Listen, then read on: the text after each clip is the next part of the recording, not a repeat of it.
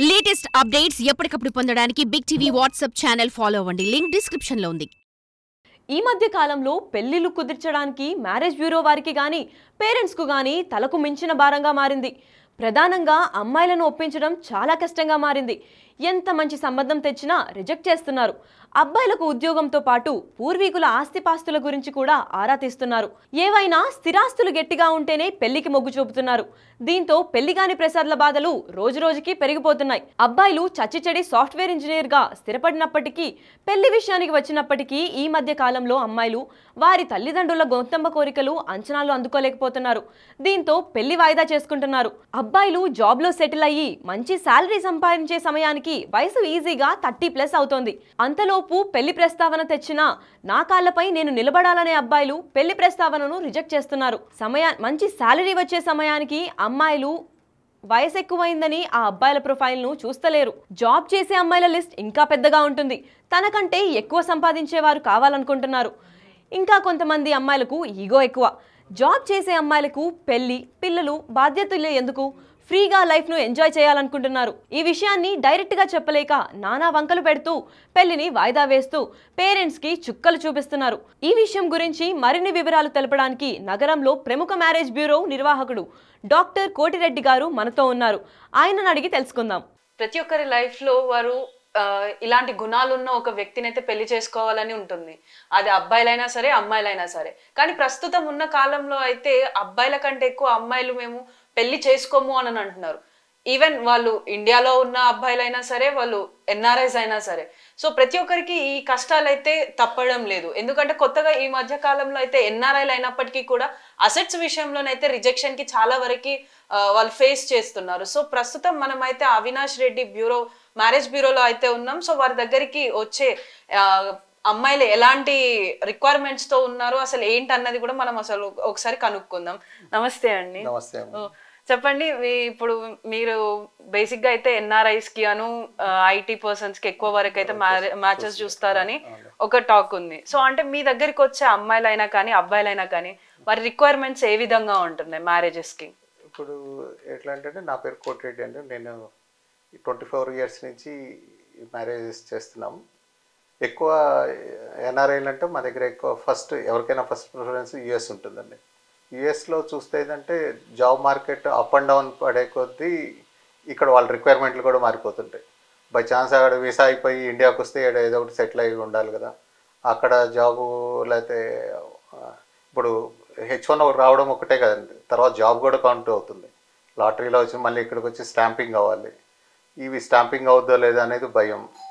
By chance ఇండియాకి వచ్చి settle అయిపోతే వాళ్ళకి ఒక సెక్యూర్డ్గా ఉండాలి అనేది దాంట్లో ఉంటుందండి. ఇంకోటి ఏంటంటే అక్కడ ఒక రేంజ్లో వాళ్ళకి అంటే కంపారిటివ్లీ ఇండియన్ కరెన్సీతో చూస్తే అక్కడ ఎక్కువ డబ్బులు వస్తుంటాయి. ఇక్కడికి వచ్చి చూసేటప్పుడు అక్కడ చూసేటప్పుడు వాళ్ళకంటే ఎక్కువ ఉండాలి అనేది ఒక ఒపీనియన్ అండి. అందుకోసం వాళ్ళు చూస్ చేసుకున్నప్పుడు ఇప్పుడు అబ్బాయిలైనా అమ్మాయిలైనా ఎంఎస్కి సేమ్ ఈక్వల్గా వెళ్తారు. వాళ్ళు ఓపీటీలోకి వచ్చేటప్పటికి లేకపోతే H1 పిక్ అయ్యేప్పుడు సేమ్ శాలరీ ఉంటుంది. బట్ అమ్మాయి విషయంలో వచ్చేటప్పుడు అబ్బాయిని చూస్ చేసేటప్పుడు తనకంటే 2 times 3 times ఉండాలి. లేకపోతే ఈ అమ్మాయికి ఓపీటీ ఉన్న I-140 అంటే H1 తర్వాత వచ్చేది సెటిల్ అయిపోయి ఉండాలి, వీసా ఇష్యూ రాకూడదు అని ఉంటుంది. కొంతమంది అక్కడ అన్ని ప్రాబ్లమ్స్ ఫేస్ చేస్తూ ఉంటారు కాబట్టి ఇండియాకి వచ్చి సెటిల్ అయినప్పుడు ఇక్కడ కనీసం ఒక ఇల్లు ఉండాలి, ఒక ఇది. ఇవన్నీ చూసేటప్పుడు కొంతమందికి డిలే అవుతుందండి. ఆ డిలే ఏమవుతుందంటే వెక్స్ అయిపోయినట్టు ఇంకెప్పుడు ఏం పెళ్ళి ఇంకా చూద్దాంలే. ఇంకొకటి ఎర్లీ ఏజ్లో బెస్ట్ మ్యాచెస్ వస్తాయండి. నా అనుభవం ప్రకారం ఆ ఎర్లీ మ్యాచెస్ని రిజెక్ట్ చేసేటప్పుడు కంపారిజన్ చేసుకుంటారు. నాకు ఇదే మ్యాచ్, ఇట్లాంటి మ్యాచ్ అయితే 5 years బ్యాకే వచ్చేది కదా, ఇప్పుడు ఇంతకంటే బెటర్ చూడాలి, ఇప్పుడు నా శాలరీ పెరిగింది. సపోజ్ 5 years బ్యాక్ ఈ పాపకి ఒక 1 lakh వచ్చింది అనుకోండి, అప్పుడు 1 lakh అబోవ్ వాళ్ళని చూస్తుంటారు. ఇప్పుడు తనకే 1 lakh వచ్చేటప్పటికి 2 lakhs 3 lakhs మంత్లీ ప్యాకేజ్ ఉన్న వాళ్ళని చూస్తారు. అట్లా ఎంతమంది ఉంటారంటే ఉండరు కదా ఇప్పుడున్న జాబ్ మార్కెట్. ఈ ప్రాబ్లం వల్ల మళ్ళీ పేరెంట్స్ చూస్తే వాళ్ళ హారోస్కోప్ చూడాలి, మా ఊరోళ్ళు ఉండాలి, ఇది ఇదని. ఈ కొంత పేరెంట్స్ కూడా తప్పు ఉందండి. వాళ్ళు అన్నీ కూడా పిల్లల దాకా చేర్చరు. వీళ్ళు ఫిల్టర్ చేసి వాళ్ళ దాకా వెళ్ళేటప్పటికి ఆ 1-2 ఉంటాయి. ఆ 1-2 వాళ్ళు వద్దంటారు. అట్లా ఇయర్స్ ఇప్పుడు ఉన్న రోజుల్లో చూస్తే మంచి రోజులు తక్కువ వస్తున్నాయి, ముహూర్తాలు ఉండే, ఈ లోపల ఈ ముహూర్తం టైం వచ్చేప్పటికి ఆ జాబ్ పోయి ఉంటుంది. అందుకోసం డిలే అవుతుందండి. సో అంటే ఇప్పుడు మనం జనరల్గా చూసుకున్నప్పటికీ కూడా అమ్మాయిలు ఏమంటారంటే ఎన్ఆర్ఐ అయినప్పటికీ కూడా వాళ్ళ సొంత ప్లేస్లో వాళ్ళకి ఇంత అసెట్స్ ఉండాలంటే కొన్ని ప్రాపర్టీస్ ఉండాలి, ఇల్లు అయినా ల్యాండ్ అయినా అని చెప్పి. సో అంటే మీ దగ్గరికి వచ్చిన వాళ్ళల్లో ఎవరైనా ఇలాంటి రిక్వైర్మెంట్స్తో వచ్చారా? జనరల్గా డబ్బులు ఊర్లో ఉండాలి అనే దాంట్లో, అంటే పొలాలు ఈ అసెట్స్ ఉండాలి అనే దాంట్లో బేసిక్గా వాళ్ళు ఎక్కువ చూస్తున్నారు.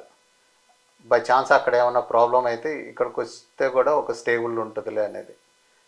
అదే బాగా అబ్బాయికి జాబ్ ఉన్నప్పుడు ఒక జాబ్ పోతే ఒక జాబ్ వస్తుందండి. జాబులు లేకుండా ఏం లేవండి యూఎస్లో. ఎక్కువ అయిపోయి ఇప్పుడు 10 మందికి రిక్వైర్మెంట్ ఉండే జాబ్ దగ్గర వీళ్ళు 100 మెంబర్స్ ఎంఎస్ వాళ్ళ కోసం వెళ్ళినప్పుడు ఈ బేసిక్గా ఒక 100K అనుకోండి. ఈ స్టూడెంట్స్ ఏం చేస్తారంటే తక్కువకైనా వాళ్ళు జాబ్ చేస్తున్నారు. అట్లా జాబ్లు ఇది అయిపోయిందండి. ఉన్న దీనికంటే వీళ్ళు ఎక్కువ మంది వెళ్ళిపోయి ఉన్నందువల్ల ఆ ప్రాబ్లం ఫేస్ చేస్తున్నారు. సో అంటే ఇప్పుడు ఎన్ఆర్ఐ అయిన అబ్బాయి ఇక్కడ ఇండియాలో అసెట్స్ ఏం లేక, అంటే మనకి జనరల్గా కొంతమంది ఏంటిది అని అంటే అబ్రాడ్లో సెట్ అవ్వాలని చెప్పేసి వాళ్ళు ఇక్కడ ఉన్న ప్రాపర్టీస్ అన్ని అమ్మేసు లేకపోతే ఏంటో ఒక స్టేజ్లో ఉంటాడు కదా అని పేరెంట్స్ పంపిస్తూ ఉంటారు.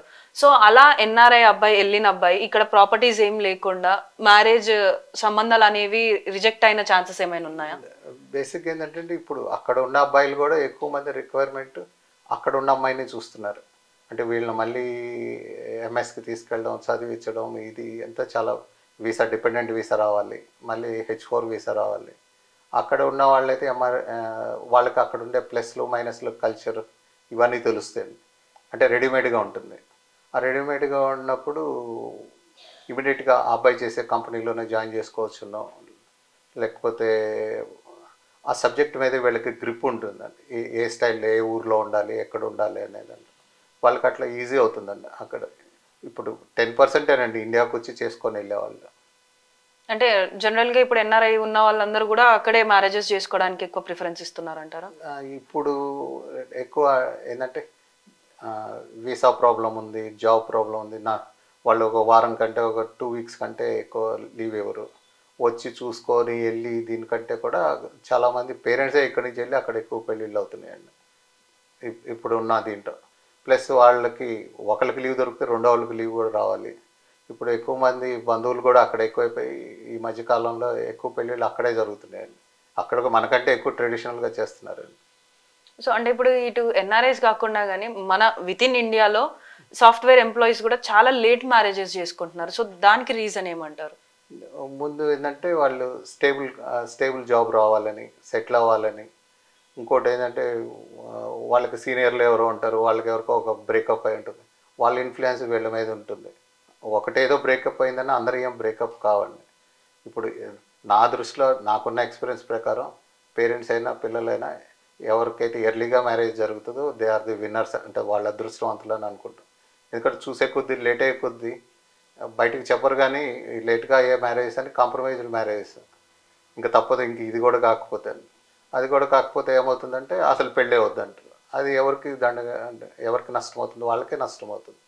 అందుకని ఎర్లీగా వచ్చే మ్యారేజెస్ని ఉన్న వాటిలో కొంచెం బెటర్గా వీళ్ళకంటే కొంచెం అంటే వీళ్ళకి ఒక 50,000 వస్తుంటే పర్ మంత్ 2 lakhs కావాలి, లేకపోతే 5 lakhs కావాలి, అట్లా అనుకోకూడదు. నువ్వు వాళ్ళు స్టేబుల్గా మళ్ళీ తెచ్చుకోగలరులే, ఆ ఏజ్కి ఎంత వస్తుందో అంతే వస్తుందండి శాలరీ. తక్కువ ఏజ్లో అంటే అమ్మాయిలు వచ్చేటప్పటికి తక్కువ ఏజ్ గ్యాప్ అబ్బాయిలు కావాలనుకుంటారు, అబ్బాయిలు వచ్చేటప్పటికి ఎక్కువ గ్యాప్ అమ్మాయిలు కావాలనుకుంటుంది. ఎప్పుడు మ్యాచ్ కావండి. తక్కువ గ్యాప్ ఉన్న అబ్బాయికి ఈమెకంటే కొంచెమే ఎక్కువ వస్తుంది, కంటే ఎక్కువ రాదు కదా. ఎంతమందికి అందరూ టాప్ పొజిషన్స్లో ఉంటారు, ఓన్లీ 10% ఉంటారు. ఇవన్నీ చూసుకొని అల్టిమేట్గా తొందరగా పెళ్లి చేసుకోండి అయితే అని చెప్పగలను నేనైతే. అంటే సో మీ దగ్గరకు వచ్చే ఐటీ ఉమెన్స్ ఎవరైతే ఉంటారో సో వాళ్ళకి ఉన్న రిక్వైర్మెంట్స్ ఏ విధంగా ఉంటాయి? ఐటీ ఉమెన్స్ ఏంటంటే అందరూ కాలేజెస్ చూస్తారు, వాళ్ళు లుక్స్ చూస్తున్నారు, ఎక్కడ ఉంటున్నారు అంటారు. ఇంకోటి ఏంటంటే ఇప్పుడు ఇండియా వచ్చేటప్పటికి హైదరాబాద్లో అమ్మాయికి జాబ్ వస్తే బెంగళూరులో అబ్బాయి జాబ్ చేస్తున్నా అనుకోండి, తను ఏమంటుందంటే హైదరాబాద్కి మూవ్ కావాలంటుంది. ఆ అబ్బాయి మూవ్ వెళ్ళాడు, ఆ అబ్బాయి ఎక్కడికి వస్తే జాబ్ ఉండదు. సరే ఈమె అక్కడికి వెళ్తే తనకి అక్కడ జాబ్ ఉండదండి. అట్లా కూడా అందరికీ హైదరాబాద్లోనే ఉండవాలనేది ఉండదు కదండి. ప్లస్ జాబ్లు షిఫ్ట్ అవుతుంటాయి. ఇంకోటి కొన్ని కంపెనీస్లో స్టార్టప్స్లో ఉంటారు. ఆ స్టార్టప్స్ వాళ్ళు వచ్చి రాసేదేమో చాలా ఎక్కువ ప్యాకేజ్ రాస్తారు. అది మ్యాచ్ కావాలంటే వీళ్ళకి వాళ్ళకి మ్యాచ్ కావాలన్నమాట. అట్లా. సో అంటే ఇప్పుడు ఈ ఏదైతే అసెట్స్ గురించి వస్తుంది కదా టాపిక్, సో వాళ్ళు ఉండడానికి సిటీలో ఉండడానికి ఇష్టపడుతున్నారు, కాకపోతే అసెట్స్ మాత్రం మాకు వాళ్ళ నేటివ్ ప్లేస్లోనే కావాలి అని అంటున్నారు. మరి ఇది ఎక్కడి క్యాలిక్యులేషన్ అంటారు? అది ఏమవుతుందంటే ఊర్లో వాళ్ళకి ఆస్తులంతా అమ్ముకొని వెళ్ళిపోయారు అనేది, అంటే అది యాక్చువల్గా అమ్మాయిల రిక్వైర్మెంట్ కాదు, పేరెంట్స్ది. వాళ్ళు ఏ ఊరు వాళ్ళు, వాళ్ళకి ఆడ ఎంత ఉంది, ఏం చేస్తున్నారు అనేది. నా దృష్టిలో అయితే దానికంటే కూడా వాళ్ళు ఎక్కడున్నారో అక్కడ సొంత ఇల్లు ఉందా, అక్కడికి ఆడ స్టేబుల్ కావాలి, కానీ ఆడుండే వీళ్ళకి అంత ఉపయోగపడవని. వాళ్ళు డే టు డేలో వాళ్ళకి మనకున్న ఆస్తులైనా ఎంత ఉపయోగపడతాయి అనేది దాంట్లో చూసుకుంటే ఎక్కువ వీళ్ళు హ్యాపీగా ఉంటారు. ఇంకోటి అందరూ సిటీస్లోనే ఉండడానికి ఇష్టపడుతున్నారు. ఇంకొకటి ఈ మధ్య అంతా వర్క్ ఫ్రమ్ హోమ్ వచ్చిందండి. జాబ్ ఏమో ఇక్కడ ఉంటుంది, ఆ అబ్బాయి విలేజ్లోనో చిన్న టౌన్లో ఉంటుంది. ఆ అబ్బాయి ఈ అమ్మాయి అక్కడికి పోయి ఉండేదానికి ఇష్టపడదు. ఆ అబ్బాయి అంటే ఎట్లా వర్క్ ఫ్రమ్ హోమ్లే మన ఊర్లో ఉందాంలే అనుకుంటారు. వీళ్ళు అట్లా వెళ్ళడానికి ఇష్టపడరు, అందరూ సిటీలో ఉండే జాబ్ చేయాలనేది ఉంటుందండి. అట్లా ప్లస్ ఇంకోటి ఆ వర్క్ ఫ్రమ్ హోమ్లో మాకు అర్థం కావడం లేదండి. అంటే ఇంట్లో ఉంటున్నాడు, అది ట్రైనింగ్ తీసుకుంటున్నాడా, జాబ్ చేస్తున్నాడా. ఇప్పుడు ఇక్కడ ఒక కంపెనీలో పనిచేస్తున్నాడంటే వీళ్ళు పోయి ఎంక్వైరీ చేసుకుంటారు. వాళ్ళు ఏదో ఐడీలు చూపిస్తే అది నిజమా కాదని మళ్ళీ మమ్మల్ని వచ్చి అడుగుతుంటారు. మేము మళ్ళీ ఇంకెవరికైనా రిఫర్ చేసి చేయాల్సి వస్తుంది. ఇట్లా ఎక్కువ డీటెయిల్స్ చూస్తారని ఎక్కువ మంది వస్తుంటారండి మా దగ్గర. సో అంటే ఇప్పుడు ఈ అసెట్స్ ఇష్యూ కానీ లేకపోతే ఇప్పుడు ఈ ప్రాపర్టీస్ ఇష్యూ ఇది ఏదైతే ఉందో దీని వల్లనే ఎక్కువ శాతం వరకు మ్యాచెస్ అనేవి రిజెక్ట్ అవుతున్నాయని అంటారా? అవునండి. ఇప్పుడు జాబు కంటే కూడా కొంతమంది అసెట్స్ చూస్తారు, కొంతమంది టాలెంటెడ్, అంటే వాళ్ళకున్న బేసిక్ ఐడియాని బట్టి. ఇప్పుడు ఎంత డబ్బులున్నా ఈ ఊరిక కరిగిపోతాయి అనే దాంట్లో కొంతమంది వాళ్ళ టాలెంటెడ్, వాళ్ళకి ఎంత ఎఫిషియెంట్గా ఉంటారు, వాళ్ళకి ఈ జాబ్ పోయినా ఇంకో జాబ్ రాగలదా అనేది కొంతమందికి ఉంటుంది. కొంతమందికి ఓన్లీ ఆస్తులు ఉంటుంది. బేసిక్గా ఇది కూడా చూస్తున్నారండి, వాళ్ళు వచ్చే ఆదాయమే చెప్తారు, కానీ మంత్లీ 2 lakhs రెంట్ వస్తుంది అంటే కానీ దానికి ఎంత ఇన్స్టాల్మెంట్ అనేది వీళ్ళు చూసుకోరు. అక్కడ కూడా చాలామందికి ఇబ్బంది జరుగుతుంది. సో అంటే ఇప్పుడు మీరు మీ దగ్గరికి ఎవరైతే ఇప్పుడు పెళ్లి చేసుకోవడానికి రాబోతున్నారో అంటే పెళ్లి చేసుకోవాలని అనుకుంటున్నారో వాళ్ళకి మీరు ఇచ్చే అడ్వైస్ ఏంటి? నాకున్న పర్సనల్ ఎక్స్పీరియన్స్ ప్రకారం అయితే నేను ఎవరికైనా చెప్పేది, నా అడ్వైజ్ అయితే ఎర్లీగా పెళ్లి చేసుకోండి, ఎర్లీగా సెటిల్ అవ్వండి, ఎర్లీగా బాగా అంటే ఎంజాయ్ చేస్తాడు, ఏమంటారు కెరీర్కి లేకపోతే స్టడీస్ మీద ఫోకస్ చేస్తే ఎర్లీగా సెటిల్ అవుతారు. దేన్నైనా ఇప్పుడు ఎట్లా అంటే ఒక ఇంజనీరింగ్ చదవడానికి 10th నుంచే స్టార్ట్ చేసి ఈ కాలేజీలో జాయిన్ అవ్వాలి, ఇక్కడ ఉండాలని ఒక 5-6 years మినిమం ప్లానింగ్ ఉంటుంది. వీళ్ళు వేస్ట్ చేసుకొని ఒక ఏజ్ కొంచెం ఎక్కువ ఏజ్ ఎంత వచ్చినాక వితిన్ 1 monthలోనే అయిపోవాలండి, మేము తొందరగా చేయాలంటే అది కరెక్ట్ కాదండి. పెళ్ళికి కూడా ముందు నుంచే ప్లాన్ చేసుకొని వాళ్ళు ఒక ఈ ఏజ్కి అయితే ఇట్లా అవుతుంది పెళ్ళి అవుతుంది, ఈ ఏజ్కి అయితే పిల్లలు పుడతారు, ఇట్లా అనేది మెడికల్గా ఏం చెప్తారు. మనకంటే 1 year 2 years సీనియర్ని అడగకూడదండి వాళ్ళ ఎక్స్పీరియన్స్లో. పెళ్ళి డిలే అయినందువల్ల ఏమవుతుంది, మినిమం 5-6 years పెద్దవాళ్ళని అడిగితే చెప్తారు వాళ్ళు పడే బాధలు ఇవన్నీ. అందుకని ఎర్లీగానే పెళ్లి చేసుకోండి అనే చెప్తామండి. ప్లస్ గ్రాండ్ పేరెంట్స్ ఉంటారు, వాళ్ళ విష్ కూడా అదే ఉంటుంది, వాళ్ళకి హెల్త్ ఇష్యూ ఉండొచ్చు. అప్పుడు ఏంటంటే వాళ్ళకి మనవాళ్ళకో మనవరాళ్ళకో పెళ్లి చూద్దామని ఉంటుంది. బట్ వీళ్ళు ఏమవుతుంది వద్దు వద్దు వద్దు అంటే డిలే అవుతుంది.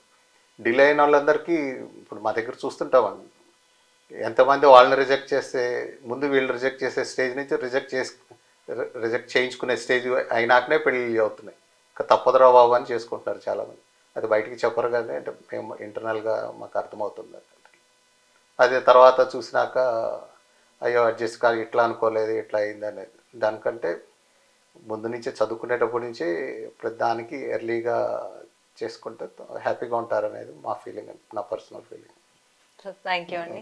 సో చూస్తున్నారు కదా కోటి గారు చెప్పింది. సో ఏదేమైనప్పటికీ కూడా ఏదైనా చేసుకోవాల్సిన వయసులోనే చేసుకోవాలి. అంటే మనం ముందుగానే చేసుకుంటే మనకి ఏంటంటే తర్వాత మనం రిజెక్షన్స్ అనేవి ఫేస్ చేయకుండా ఉంటుంది. సో మన లైఫ్ కూడా సాఫీగా సాగిపోతుంది. అదే విధంగా ఇటు ఎన్ఆర్ఐలు అయినా కానీ ఐటీ వాళ్ళైనా కానీ వాళ్ళు కొంచెం సెట్ అవ్వడానికి టైం పడుతుంది, వాళ్ళు సెటిల్ అవ్వడానికే చూస్తారు. కాబట్టి వాళ్ళని కూడా వాళ్ళ టాలెంట్ని వాళ్ళు జాబ్ చేయగలుగుతారా లేదా అన్నదాన్ని చూడాలి తప్ప అసెట్స్ అనేవి ప్రాపర్టీస్ ఇవాళ ఉంటాయి రేపు పోతాయి, డబ్బు అయినా ప్రాపర్టీ అయినా, కానీ మనకి మనుషుల తత్వము అను వాళ్ళ టాలెంట్ ఇంపార్టెంట్ అని చెప్పేసి చెప్తున్నారు. కెమెరామన్ సంజుతో Sravani, Big TV, Hyderabad. For more videos like this, subscribe Big TV channel.